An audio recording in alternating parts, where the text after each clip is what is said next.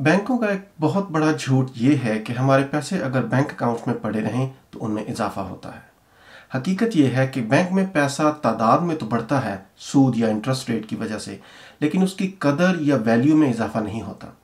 जब महंगाई और इन्फ्लेशन आसमान से बातें कर रहा हो और बैंकों का इंटरेस्ट रेट या मुनाफे की शरह बहुत मामूली हो, तो बैंक में पैसा रखना बहुत नुकसानदेह और जेब पर भारी होता है। इस वीडियो में मैं आपको ऐसे 7 एसेट्स के बारे में बताऊंगा जो आपकी दौलत को जंग आलूद होने से बचाएंगे और नस्ल दर नस्ल दौलत बनाने में मदद करेंगे। नंबर 1, सोना, चांदी और प्लाटिनम। पैसे को वैल्यूएबल समझने की सबसे बड़ी वजह यह है कि पैसे को मुस्तकबिल के लिए वैल्यू स्टोर करने के लिए इस्तेमाल किया जाता है। ताहम आजकल की हुकूमतें अपने खसारे को पूरा करने के लिए ज़्यादा से ज़्यादा करेंसी नोट छापती हैं, लिहाजा आपको पता भी नहीं लगेगा कि यह कागज़ का टुकड़ा जिसे आप डॉलर कहते हैं वर्थलेस हो जाएगा। यही वजह है कि फाइनेंशियल गुरुज कीमती और नायाब चीज़ों में इन्वेस्टमेंट करने को रेकमेंड करते हैं। यह सबसे बड़ी वजह है कि जिसके तहत दौलतमंद लोगों के पोर्टफोलियो का एक खास हिस्सा हमेशा कीमती धातों के लिए मुख्तस रखा जाता है। जब भी महंगाई आसमान से बातें करती है तो सोना, चांदी और प्लाटिनम जैसी कीमती धातों की वैल्यू में हमेशा इजाफा होता है। 1950 से पहले 1 आउंस सोने की कीमत $400 थी। 2023 में उसी 1 आउंस की कीमत $2000 से ज्यादा है। प्राइम XBT की सोने के मुतल्लक पेशीन गोई के मुताबिक 2032 में यही कीमत $10,000 तक जाने का इम्कान है, यानी कि तकरीबन 10 सालों में आपके सोने की इन्वेस्टमेंट 5 गुना हो जाएगी। इसलिए जहां नकदी या कैश नीचे जाएगा वहां सोना ऊपर जाता जाएगा। इस तरह दीगर कीमती धातें भी बैंक में पैसा रखने से बेहतर हैं। अगर आप सोच रहे हैं कि असली या फिजिकल सोना खरीदे बगैर कैसे अपने पोर्टफोलियो में सोने का एक्सपोजर हासिल किया जाए, तो आप गोल्ड ETF खरीद सकते हैं। गोल्ड ETF इंतहाई अफोर्डेबल इन्वेस्टमेंट ऑप्शन है जिसकी मुनाफे की शरह का तयन सोने की कीमत में तब्दीली की बुनियाद पर किया जाता है और इसमें आपको फिजिकल गोल्ड भी खरीदना नहीं पड़ता। नंबर 2, इंडस्ट्रियल कमोडिटीज, खाम माल या रॉ मटेरियल्स। अगरचे इन धातों का नायाब होना बजाते खुद इन्हें कीमती बनाता है, लेकिन इनकी कुदरती अफादियत भी है और यही वजह है जो इन्हें जरूरी इंडस्ट्रियल कमोडिटीज बनाती है। मिसाल के तौर पर चांदी का इस्तेमाल इलेक्ट्रॉनिक्स, तिब्बी आलात, एटमी रिएक्टर और इसके अलावा बहुत सी अशिया की तैयारी में किया जाता है। इसी तरह दीगर धातें जैसे कोबाल्ट, निकल, तांबे की हाई इंडस्ट्रियल डिमांड है क्योंकि इन धातों के कुदरती खवास का आसानी से मुतबादल तलाश नहीं किया जा सकता। ज्यादा बेहतर तस्वीर कशी के लिए बताता चलूं कि 2020 से कोबाल्ट की डिमांड आसमान तक जा पहुंची है, जिसकी सबसे बड़ी वजह इलेक्ट्रिक गाड़ियों के लिए बैटरियां बनाने में इसका अहम इस्तेमाल है। इसकी कीमत 2012 में $20,000 फी टन थी, जो कि 2022 में बढ़कर $40,000 फी टन तक जा पहुंची है। 10 सालों में 100% इजाफा। लिहाजा ऐसे रॉ मटेरियल्स में एक्सपोजर हाई डिमांड फेज में आपके पोर्टफोलियो को बूस्ट दे सकता है। ताहम हर कोई खाम माल खरीदने के लिए बड़ी रकम इन्वेस्ट नहीं कर सकता और ना ही हम इसे फिजिकली स्टोर कर सकते हैं और ना ही सही खरीदार तलाश कर सकते हैं। इसलिए माइनिंग कंपनीज के शेयर में इन्वेस्टमेंट करना, जैसा कि रियो टिंटो, या माइनिंग पर फोकस रखने वाले म्यूचुअल फंड्स, यहाँ तक के डिविडेंड, फ्यूचर्स, ऑप्शंस एक बेहतरीन तरीका है ऐसा एक्सपोजर हासिल करने के लिए। Number 3, safe havens currencies. Fiat currencies की मौजूदा दुनिया में जहां किसी भी करेंसी को गोल्ड रिजर्व की बैकिंग हासिल नहीं है, वहां जोग्राफियाई सियासी इस्तेहकाम एक अहम अंसर है पैसा इन्वेस्ट करने के लिए। यही वजह है कि दौलतमंद लोग हमेशा अपना पैसा स्विस बैंकों में रखते हैं। स्विट्जरलैंड दुनिया के महफूज तरीन मुआशी निज़ामों में से एक होने की वजह से ज्यादा मुस्तहकम जोग्राफियाई सियासी माहौल मुहैया करता है।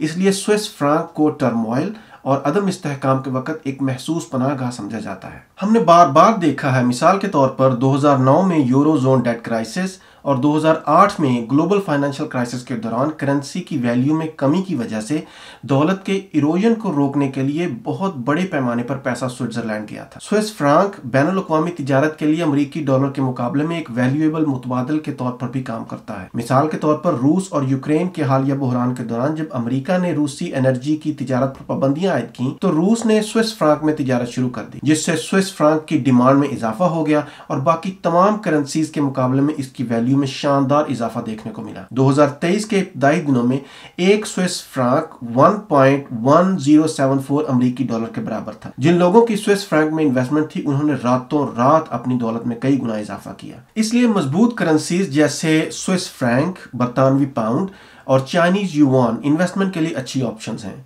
लेकिन जैसा कि हम सब स्विस बैंक अकाउंट्स नहीं खोल सकते, लिहाजा करेंसी ईटीएफ्स और फॉरेक्स ब्रोकर्स जैसा कि forex.com छोटे सरमायाकारों को कम से कम $100 के साथ करेंसी का एक्सपोजर हासिल करने में मदद दे सकता है। नंबर 4, खुद मुख्तार गारंटी, सॉवरन गारंटी। क्या आपने कभी डॉलर को बहुत करीब से देखा है? उसके ऊपर लिखा हुआ है this note is legal tender for all debt public and private. मतलब ये कि ये नोट तमाम सरकारी और निजी कर्जों के लिए कानूनी टेंडर है। कभी सोचा है कि इसका क्या मतलब है? 1971 से जब सदर निक्सन ने गोल्ड स्टैंडर्ड को खत्म कर दिया तो डॉलर अमेरिकी कानून के मुताबिक कानूनी टेंडर बन गया। इसने इसे मीडियम ऑफ एक्सचेंज के तौर पर कीमती बना दिया और हमने इसे किसी भी सामान या सर्विस की अदायगी के तौर पर इस्तेमाल करना शुरू कर दिया। अगरचे दुनिया में किसी भी फियाट करेंसी को सोने या किसी फिजिकल एसेट की बैकिंग हासिल नहीं है, लेकिन ये करेंसीज अब भी हुकूमत के मुकम्मल एतमाद और क्रेडिट की हिमायत याफ्ता समझी जाती हैं। आसान अल्फाज में आपकी करेंसी इतनी ही मुस्तहकम है जितनी कि वो हुकूमत जो उसकी पुष्टपनाही करती है। यही वजह है कि सॉवरन गारंटी या खुद मुख्तार गारंटी में सरमायाकारी कीमत का एक कीमती ज़ख़ीरा है। किसी भी मुल्क की हुकूमत हमेशा आखिर में डिफ़ॉल्ट करती है। अगर हुकूमत डिफ़ॉल्ट करती है तो पूरी कौम डिफ़ॉल्ट हो जाएगी और कोई मजबूत हुकूमत ऐसा हरगिज़ नहीं होने देगी। लिहाजा सॉवरन गारंटी में सरमायाकारी का एक महफूज तरीन तरीका गवर्नमेंट सिक्योरिटीज़ या GSECs के ज़रिए है। ताहम सिर्फ उन गवर्नमेंट सिक्योरिटीज़ में सरमायाकारी एडवाइजेबल है जिनकी इन्वेस्टमेंट ग्रेड की क्रेडिट रेटिंग हो और हुकूमतें मुस्तहकम हो। आपको 2009 में ग्रीस का सॉवरन डेट क्राइसिस याद? IMF, यूरो ग्रुप और ECB को कई बार कंपनीज को उनके कर्जों से निकालना पड़ा था। लिहाजा GSECs में सरमायाकारी करते वक्त हुकूमत की आलमी ताकत को हमेशा मद्देनजर रखना चाहिए। अमेरिका में आप सॉवरन गारंटी में एक्सपोजर हासिल करने के लिए ट्रेजरी बिल्स, नोट्स और बॉन्ड्स में सरमायाकारी कर सकते हैं। ये बैंक में रकम रखने से बेहतर मुनाफे की शरह ऑफर करते हैं। इन्हें आलमी मईशत में अमेरिकी हुकूमत की ताकत की भी हिमायत हासिल है। छोटे सरमायाकार हुकूमत से बराह रास्त ट्रेजरी डायरेक्ट पोर्टल से या सेकेंडरी मार्केट से ट्रेजरी सिक्योरिटीज खरीद सकते हैं। नंबर 5, वैल्यू स्टॉक और म्यूचुअल फंड। ट्रेजरी इन्वेस्टमेंट यकीनन कैश से बेहतर मुनाफा फराहम करती है, ताहम लो रिस्क की वजह से वो स्टॉक्स और शेयर्स के मुकाबले में कम मुनाफा ऑफर करती है। जबकि लो रिस्क सरमायाकारी एक अहम मेयार है कम रिस्क लेने वाले सरमायाकारों के लिए। तकरीबन तमाम सरमायाकार ज्यादा मुनाफा हासिल करना चाहते हैं और स्टॉक इसको हासिल करने का एक बेहतरीन तरीका है। हर स्टॉक या शेयर यकसा तौर पर रिस्की नहीं होता। हकीकत में स्टॉक या शेयर मार्केट को बड़े पैमाने पर दो किस्म के स्टॉक्स या शेयर में तकसीम किया जा सकता है, value stock, growth stock. Growth stocks जैसे टेक्नोलॉजी के स्टॉक्स, ये स्टॉक्स ज्यादा रिस्की होते हैं क्योंकि वो ऐसे आइडियाज और टेक्नोलॉजी से डील करते हैं जिनमें फेलियर के चांसेस ज्यादा होते हैं। तहम कीमती स्टॉक्स जैसे न्यूकोर जो सनती धातु में डील करता है लो रिस्क समझा जाता है क्योंकि मुस्तकबिल करीब में इसकी एक एस्टेब्लिश्ड डिमांड मौजूद है। इसलिए स्ट्रॉन्ग फंडामेंटल्स वाले वैल्यू स्टॉक न सिर्फ मुस्तहकम कीमत की अप्रिसिएशन फराहम करते हैं बल्कि मुस्तहकम डिविडेंड भी फराहम करते हैं। ताहम हर एक वैल्यू स्टॉक के फंडामेंटल्स पर तहकीक करना औसत सरमायाकारों के लिए बहुत वक्त तलब और मुश्किल हो सकता है। इसलिए डिविडेंड पर मरकूज म्यूचुअल फंड जैसे Vanguard high dividend yield index fund, admiral shares तारीखी तौर पर सरमायाकारी की ऑप्शंस हैं किसी भी रिटेल इन्वेस्टर्स के लिए। Number 6, land and real estate. Accountants एक बहुत ही दुरुस्त वजह की बुनियाद पे जमीन को नॉन डिप्रिशिएबल एसेट समझते हैं। ये नायाब है और इसकी डिमांड हमेशा रहती है। पहले दिन से ही जमीन दुनिया की सबसे कीमती वसाइल में से एक रही है। हमें घरों, स्कूलों, कारखानों, ज़राअत और तिजारती जगहों के लिए ज़मीन की ज़रूरत है और बढ़ती हुई इंसानी आबादी के साथ इसकी डिमांड में कभी भी कमी नहीं आएगी। इस तरह ज़मीन पर बनाए गए रिहायशी मकानात, दफ्तरी जगहों और कमर्शियल प्रॉपर्टीज़ की भी हमेशा डिमांड रहती है। लिहाजा ज़मीन और जायदाद दोनों ही आपके इन्वेस्टमेंट पोर्टफोलियो में महंगाई के बेहतरीन हेजेस के तौर पर काम करते हैं। To look at some numbers, Bloomberg की एक तहकीक के मुताबिक 2008 के हाउसिंग बबल के दौरान बहुत ज्यादा कमी के बावजूद 1992 और 2020 के दरमियान मकानात की कीमतें 3 गुना बढ़ गई थीं। इसलिए रियल एस्टेट का एक्सपोजर हमेशा उस वक्त काम आता है जब डॉलर की वैल्यू में कमी शुरू हो जाती है। ताहम ज्यादातर छोटे सरमायाकार अपनी जिंदगी में बहुत लेट रियल एस्टेट में आने के बारे में सोचते हैं क्योंकि उनके नजदीक रियल एस्टेट का मतलब वही एक घर है जिसमें वो रहते हैं। जहां 40 की दहाई में मुकम्मल तौर पर पेड अप घर के मालिक होना एक नेटवर्थ गोल है, वहीं छोटा मोटा प्रॉपर्टी पोर्टफोलियो रखना हर उम्र में रिकमेंड किया जाता है। जाता है। इसके अलावा बहुत बड़ी मिसकंसेप्शन के खिलाफ आपको रियल एस्टेट में इन्वेस्टमेंट के लिए बहुत बड़ी रकम की जरूरत नहीं होती। आप REITs real estate investment trust में सरमायाकारी कर सकते हैं,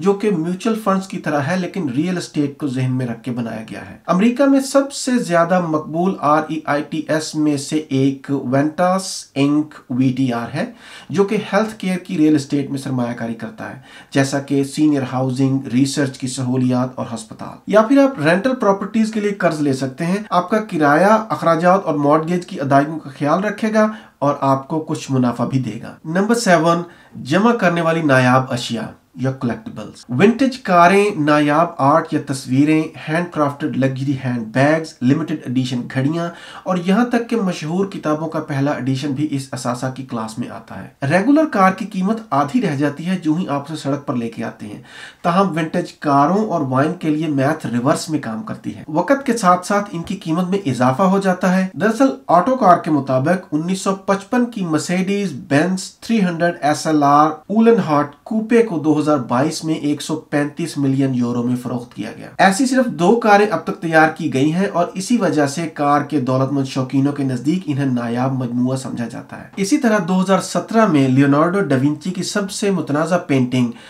साल्वाटोर मुंडी को एक सऊदी शहजादे ने क्रिस्टीज की नीलामी में $450 मिलियन में खरीदा। अमीरों के महदूद एडिशंस प्रोडक्ट्स पर नुमाया तौर पर ज्यादा रकम खर्च करने की वजह यह है कि ये मुनफरद चीजें बहुत लंबे अरसे तक कीमती और वैल्यूएबल रहती हैं। अगर इन्हें सही खरीदार मिल जाता है तो ये लोग इन चीजों की नाकाबिले तसव्वुर हद तक ज्यादा कीमत हासिल कर सकते हैं। तो हम छोटे सरमायाकारों के लिए कलेक्टिबल्स में सरमायाकारी करना एक दूर के ख्वाब की तरह महसूस हो सकता है। इसलिए ऑनलाइन मार्केट प्लेसेस जैसे व्हाटनॉट, नायाब baseball cards, comic books, action figures और बहुत कुछ बेचने के लिए शानदार ऑप्शंस हैं। और अगर आप पूरी चीज नहीं खरीद सकते तो आप कॉन्वी या मास्टरवर्क्स जैसे प्लेटफॉर्म्स पर कीमती अशिया की जुज़वी मलकियत में भी सरमायाकारी कर सकते हैं। उम्मीद है आपको वीडियो पसंद आई होगी। प्लीज कमेंट्स में अपनी राय का इजहार जरूर कीजिएगा और ऐसी मजीद मालूमाती वीडियोस देखने के लिए प्लीज चैनल को सब्सक्राइब कर लें। आपसे बहुत जल्द मुलाकात होगी। अल्लाह हाफिज।